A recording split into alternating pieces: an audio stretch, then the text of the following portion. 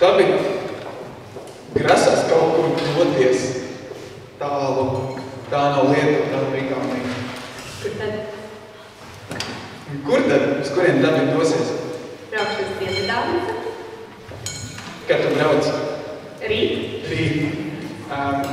Ko tu darīsi Dienvidāfrikā?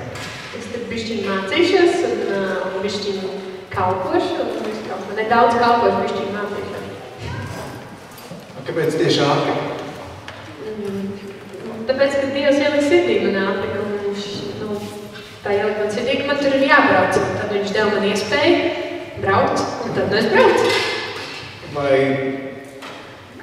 ir Āfrikā kaut kas īpašāks, kā Vācijā? Jā. Es tieši tūkstnesi? Es pat nezinu, kas tur ir īpaši. Tur vienkārši priekš manis ir ļoti īpaši. Man patīk cilvēki tur, man patīk daba tur,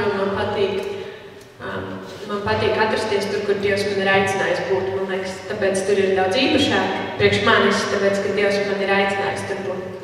Okay. Ja nav noslēgums, ko tur mācīsies, ko tu tur kalposi? Es mācīšos kristīgā skolā, un tur mēs mācīsimies vispār par misionu un tādām lietām, bet tieši kā strādāt ar bērniem, ar tādiem bērniem, kur ir sāpināti bērni. Tas nozīmē ielu bērni un bērnam bērni un jā, visādi tādi. Un tad mēs mācīsimies, un tad mums būs prakse Zimbabvē. 2 mēnešus. Tur, kur tā lielā nauda maize, kur maksā 1000. Jā, tur, kur miljoni ir, miljardi. Tu miljonāri. Ne, miljardi ir. Miljardieris. Bet vai tev nav bail Āfrika un tomēr tur visādi? Es esmu dzirdējis, tur baigās slimības. Man liekas, tur tā dod, kas ielika un pēc tam tādiņu par rokām. Ne, tās ir mušas. Tās ir mušas, redz, tajā zini. Nav bail. Nē, man nav bail. Man liekas, zin kā, ja Dievs uz turien ved, tad Dievs man arī pasargās, un ja vajadzēs saslimt, un tad vajadzēs saslimt. Bet man liekas, tā baidīties, nezinu, man nav kaut kā bail. Ja būs, tad būs. Es izlasīju, kas jādara, kā tie tādi jāvalk ārā, ja kas. Es šodien dzirdēju, jūs pēc tam droši pajautāt, tas arī ir eksotisks pasākums.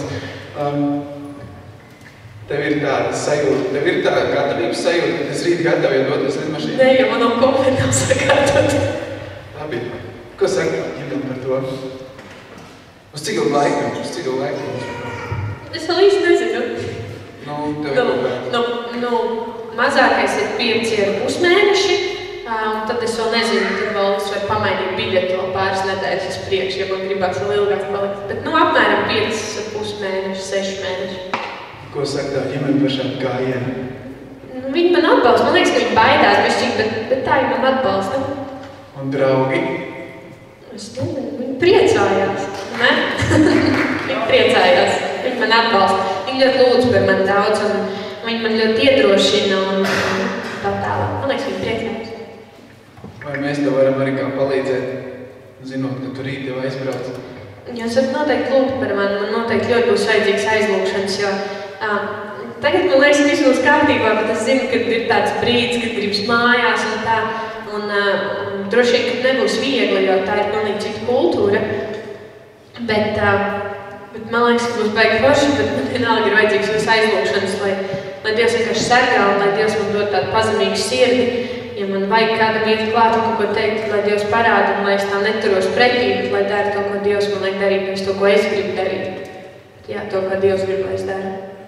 Vai tu uz Latvijas sūtīsi bildes vai kaut ko rakstīsi vai vēstules sūtīsi par to, kā tev tur iet? Man ir blogs.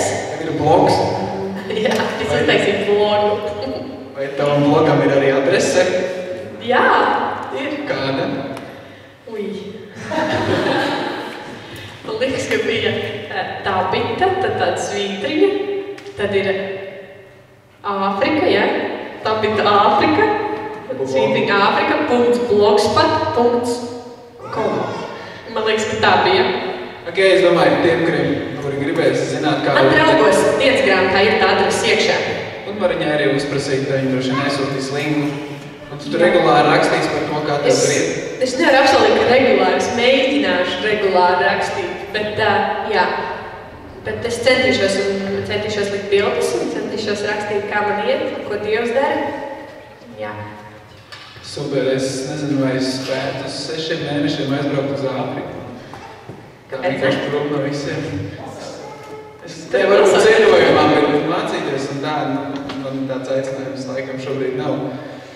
Es domāju, es ir apbrīnums, mēs varam dabīt ar aplausiem par šādu.